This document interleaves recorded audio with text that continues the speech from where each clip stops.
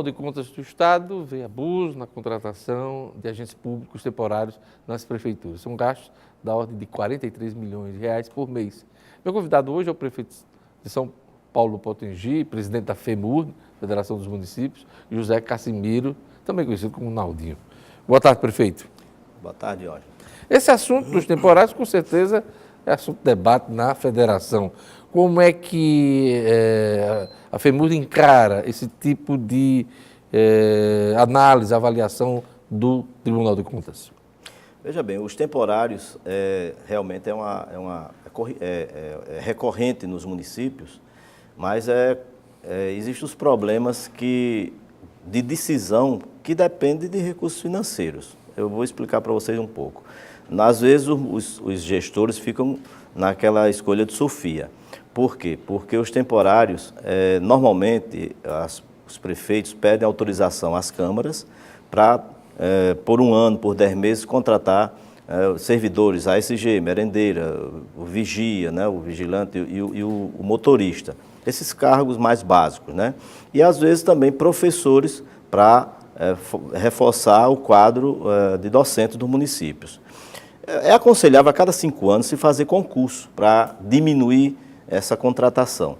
Só que, às vezes, e está acontecendo isso, por isso que nós estamos indo ao Tribunal de Contas pedir para sair do limite prudencial aqueles cargos que são provisórios dos programas federais, porque desincha esse percentual e deixa o pessoal, os gestores com condições de fazer os concursos. Porque se estiver acima do limite prudencial, não tem como fazer o concurso. Então, né? Os programas federais acabam pressionando também as gestões para a contratação desses temporários. Exatamente. Eu acho que em alguns casos pode haver até um excesso, mas não é regra.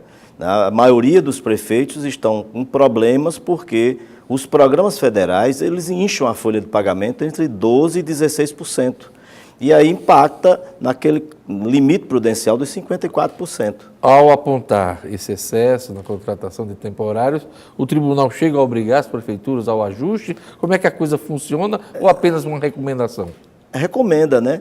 O Ministério Público também recomenda, mas quando você está com o limite prudencial estourado, você vai ter que decidir. Vai realmente infringir a lei de responsabilidade fiscal ou vai desobedecer aos órgãos fiscalizadores? Os temporários não entram nesse cálculo do limite prudencial. Ele entra também. Também entra? Também. Então... Só que, para sair do cálculo, ele tem que ser contratado por uma terceirizada. Quando você vai contratar um ASG de uma terceirizada, você vai pagar no mínimo 3 vezes mais do que você paga contratando por 10 meses com autorização da Câmara. Então, a gente prefere cumprir o princípio da economicidade, né? Que é o que está acontecendo. Semana que vem tem marcha em Brasília, marcha dos prefeitos, mais de 7 mil gestores já estão inscritos, né? Nós temos aí mais de 5.560 municípios no país. Vai ser um grande evento. Qual é a pauta, prefeito? A pauta, uma das mais interessantes, né, importantes, será trabalhar o Pacto Federativo, ver se a gente consegue alguma coisa, já que o governo federal está falando mais Brasil e menos Brasília. Pois é, o ministro Paulo Guedes fala muito dessa questão do pacto. Né? E a gente espera que esse Pacto Federativo tenha um realinhamento, tenha uma atualização para o momento. Não é aquela história dos 60% que fica no governo federal, os 23%, 25% no governo do estado e 17% a 19% no município. A gente quer ver se altera esse percentual, chegando até aos 24%, que aí deixaria, pelo menos, empatando as despesas e receitas nos municípios. O discurso do ministro Guedes, Paulo Guedes, soa como música no ouvido de quem defende a repactuação. Mas será que é para valer? Porque esse assunto, de vez em quando, volta ao noticiário, aos discursos das autoridades em Brasília, mas na hora H não sai do canto. Mas agora está mais presente esse discurso, mais forte, porque está vindo do governo federal, né? Antes a gente cobrava muito, o Congresso falava nisso aí, mas o governo federal resistia a isso aí. E nós estamos vendo um discurso que não há resistência, está dizendo que vai acontecer, né? Temos também matérias que vamos acompanhar durante esses dias no Congresso, na Câmara e no Senado, né? Nós temos a lei do ISS, que é aquela descentralização do ISS, que fica a maior parte dele em Brasília, em São Paulo, nas cidades onde tem são sede de operadoras, por exemplo, cartão de crédito, das operações de leasing, né, essas coisas todas, que fica mais em Brasília. E a gente quer que essa lei seja aprovada porque onde o fato gerador do ISS acontecer é onde vai ficar, no município que vai ficar o recurso do ISS, que já ajuda também com alguma receita para os municípios.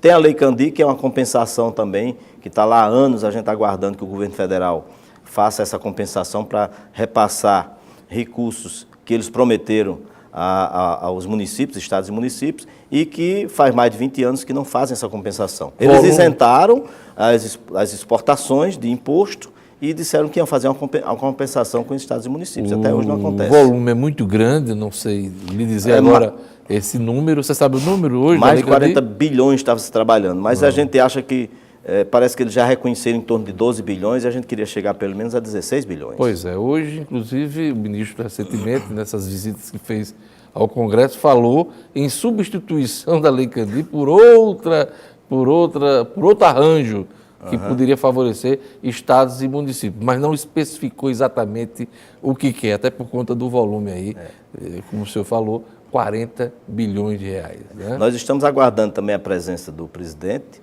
que está a se confirmar, mas ele Jair promete Bolsonaro, presidente da República, a marcha.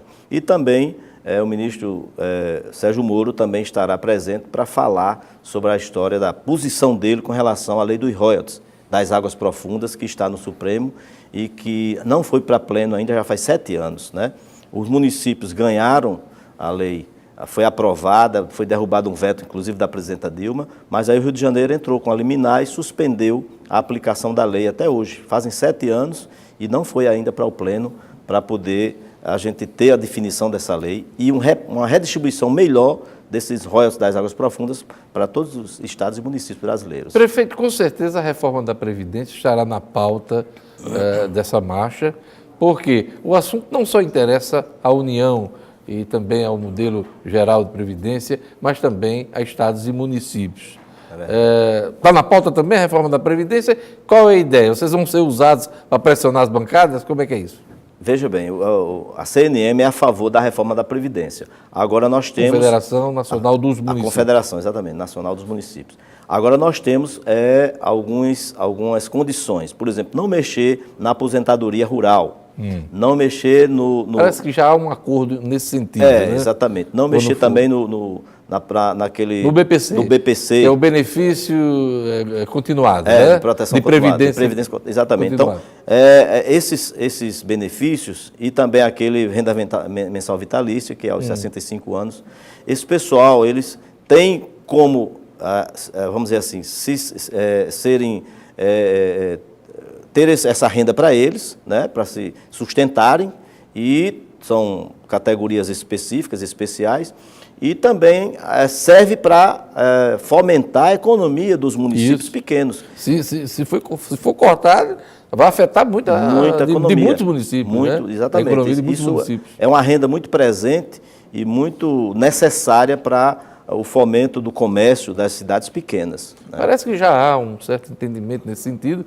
No momento, a Comissão de Constituição e Justiça da Câmara trata da admissibilidade, mas na hora da Comissão Especial, que vai tratar do mérito, essas questões com certeza serão analisadas e já há um entendimento para que o BPC permaneça como está e não seja mexido muito na aposentadoria rural. Vai ao encontro do que os senhores pensam, né? Exatamente. A gente trabalha em cima dessas condições para que a reforma possa acontecer, mas não prejudique tanto essas categorias que precisam da atenção do governo federal, da Previdência Social.